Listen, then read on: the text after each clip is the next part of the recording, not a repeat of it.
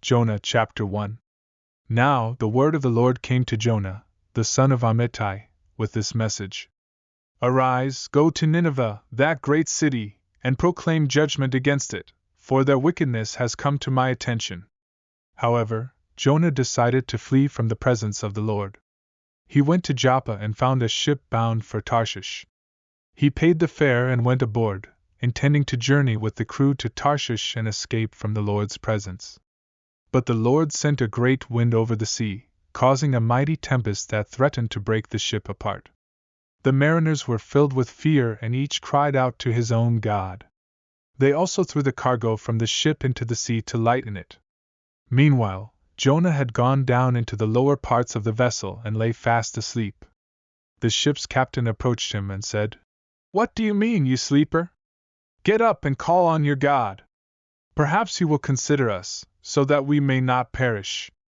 The crew then said to one another, "Come, let's cast lots to find out who is responsible for this trouble that has come upon us."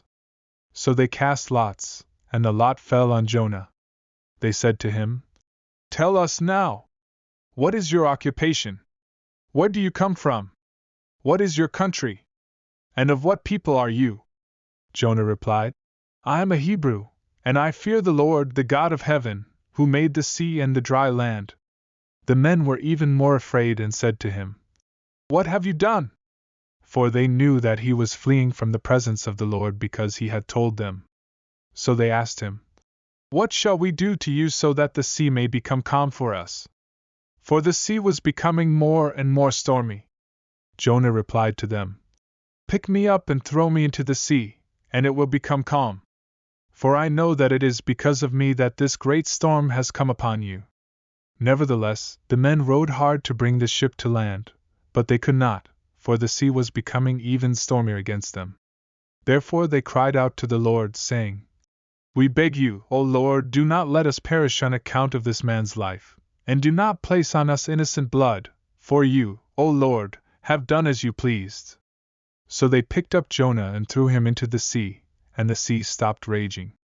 Then the men greatly feared the Lord, and they offered a sacrifice to the Lord and made vows. Now the Lord had prepared a great fish to swallow Jonah, and Jonah was in the belly of the fish for 3 days and 3 nights.